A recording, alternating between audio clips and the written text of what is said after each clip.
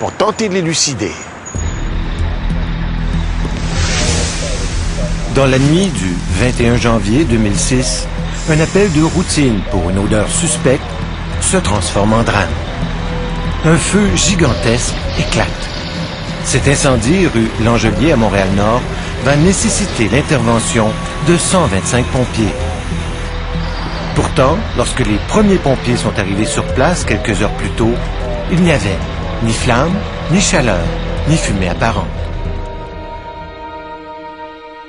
Le capitaine Marcel Marleau est décédé dans l'incendie. Il avait une trentaine d'années d'expérience.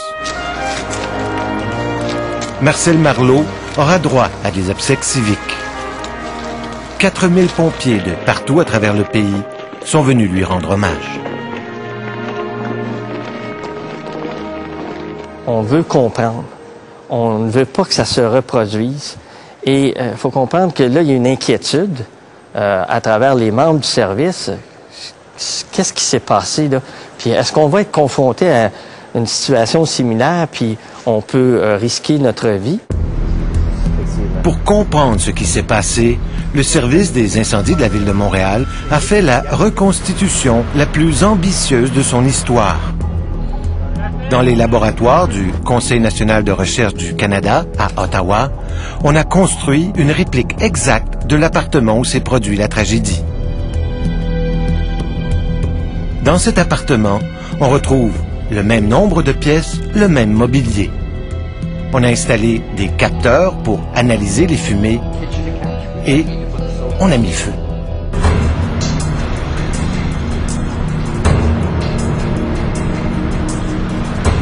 Au niveau du sol, dans la cuve.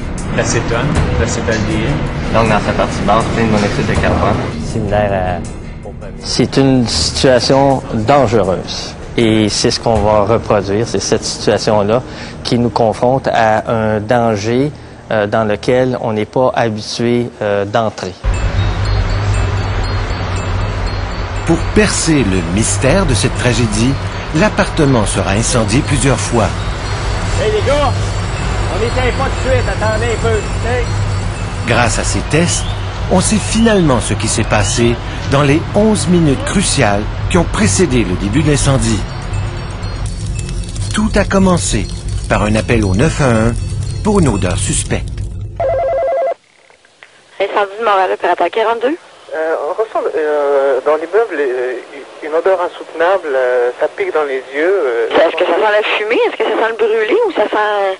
Non, ça sent pas le brûlé. Ça sent pas le brûlé? Non, mais que ça pique aux yeux. On entre à l'intérieur et là, on reçoit des explications sur le fait qu'il y a une fumée qui incommode au niveau de la gorge et qui pique un peu au niveau des yeux. Et elle n'est pas nécessairement apparente, mais il y a cette odeur-là. Alors, les pompiers, immédiatement, ont décidé de procéder à l'évacuation tout en même temps faire la recherche de la provenance de cette odeur-là.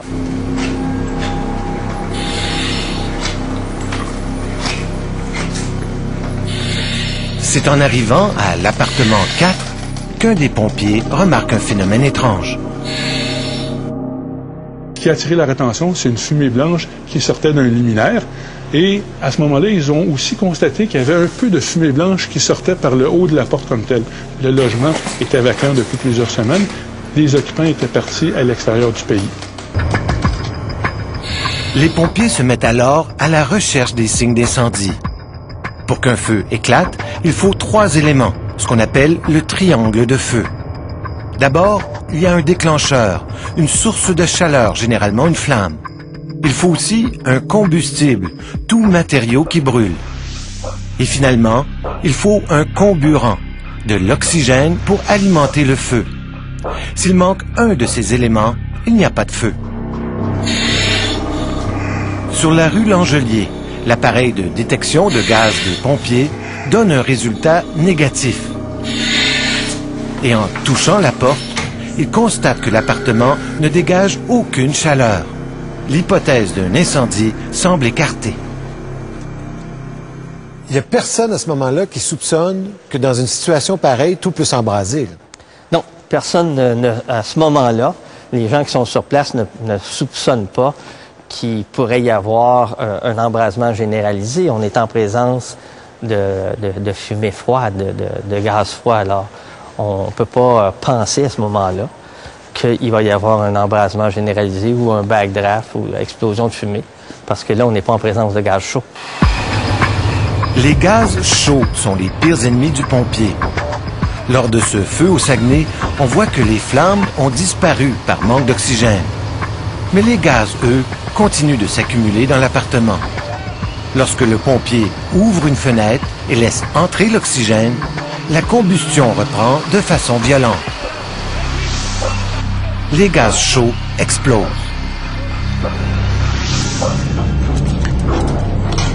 Les pompiers de Montréal sont formés pour reconnaître les dangers des gaz chauds. Qu'est-ce que vous allez ressentir là? Ça va être comme des milliers de picotements dans les épaules, des aiguilles qui vous rentrent. La chaleur est intense.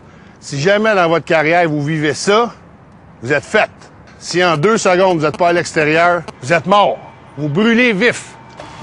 Toutes les recrues doivent passer dans un simulateur d'embrasement. Je veux pas un bout de peau à l'air. Dans cet appareil, on allume un petit feu. Rapidement, la chaleur atteint 800 degrés. Sous l'effet de la chaleur, la fumée peut s'embraser subitement. Regardez les beaux Fire Snake qui nous envoient. C'est les derniers avertissements qu'ils vont vous donner avant de vous pincer. OK? Lorsque les pompiers voient ces signes, ils n'ont que quelques secondes pour réagir. OK, allez. Sur la rue Langelier, les pompiers sont tellement convaincus qu'il n'y a pas de risque d'explosion de fumée que le capitaine Marleau entre dans l'appartement sans eau et sans porter son appareil respiratoire. On défonce la porte et là, ce qu'on constate, c'est qu'il y a un gaz qui s'est accumulé dans le logement comme tel et ce gaz-là s'évacue. La fumée de couleur blanche, un petit filet de fumée. Les gens décrivent ça un peu comme un cigar room, finalement, comme un brouillard comme tel. Les pompiers ventilent l'appartement et trouvent enfin la source de la fumée blanche. Un divan en mousse de polyuréthane appuyé contre un calorifère cuit sous l'effet de la chaleur. Ce qu'on a reproduit au CNRC. Il n'y a toujours pas de flamme, il n'y a toujours pas de feu. Non, il n'y a pas de flamme et il n'y a pas de chaleur, il y a beaucoup de fumée, parce que ce qu'on a comme incendie, on a un incendie d'un feu couvant. C'est une combustion, mais une combustion lente, une combustion incomplète qui se développe très, très, très lentement. On parle de millimètres par seconde. Ce feu couvant produit une pyrolyse, de la matière qui se décompose en gaz sous l'effet de la chaleur. La mousse de polyuréthane n'a pas besoin de beaucoup de chaleur, à peine 300 degrés pour produire des gaz extrêmement toxiques, comme du monoxyde de carbone et du cyanure d'hydrogène. Le processus de pyrolyse va amener des aérosols dans l'air et des composés organiques volatiles, mais ça ne leur donne pas beaucoup d'énergie thermique. Légèrement plus que l'air ambiant, de sorte qu'il monte au plafond, mais ce n'est pas nécessairement, ce ne sont pas des gaz chauds. Dans ce cocktail de gaz toxiques, tout ce qui manque pour déclencher l'incendie, c'est une flamme. Elle surgit lorsqu'un des pompiers tente de jeter le coussin du divan par la fenêtre. L'apport d'oxygène fait naître la flamme.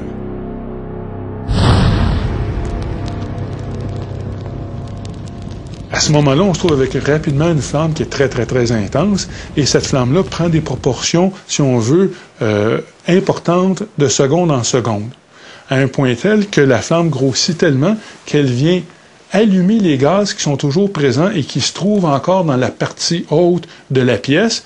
Et cette flamme-là, qui s'allume à partir des gaz présents, se propage à l'ensemble du logement comme tel.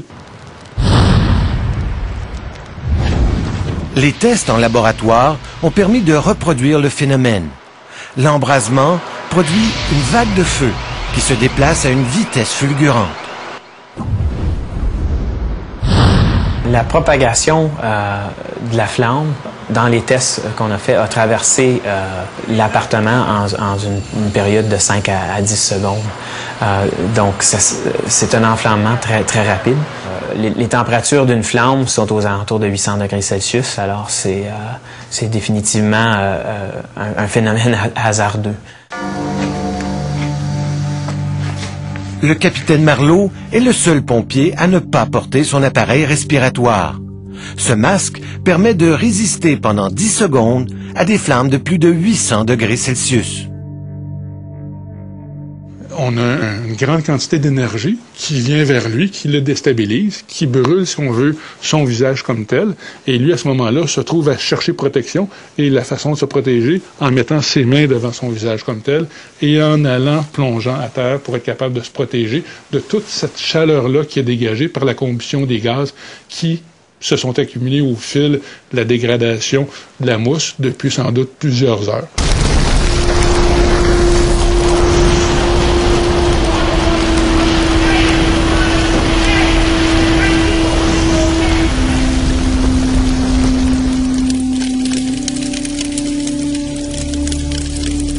On détient maintenant la clé du mystère. Il s'est produit ce soir-là un embrasement soudain de gaz froid, ce qu'on appelle une explosion de fumée blanche. Les tests démontrent que cette fumée est presque aussi inflammable que le propane. Il faut une toute petite concentration dans l'air, à peine 2,6%, pour que ces gaz s'enflamment. Vous avez fait plein de théories, vous avez débuté à faire de la pratique. On ne minimise jamais les risques associés à peu importe ce qu'on fait dans ce métier-là. Depuis la mort du capitaine Marleau, le service des incendies de la Ville de Montréal a modifié la façon de former ses recrues. Ce qu'on va leur montrer maintenant, c'est lorsqu'on a des produits qui sont avec un feu couvant, au lieu de déplacer ces éléments-là, c'est qu'on va entrer et on va aller éteindre sur place. On va faire peut-être un peu plus de dommages sur place, puis faire un peu de dégâts d'eau, au lieu de transporter ces produits-là à l'extérieur, puis de l'éteindre à l'extérieur. Il y a un risque à poser ces gestes-là. Protecteur, partie faciale, appareil respiratoire, Pour le service des incendies, les leçons sont claires. Ils devront avoir les mêmes réflexes, la même prudence pour les gaz froids qu'ils ont pour les gaz chauds. La leçon qu'on doit en tirer, je pense que c'est de s'assurer qu'on a tous nos éléments de protection. On a tous les outils d'extinction nécessaires lorsqu'on est en présence de gaz, quel qu'il soit.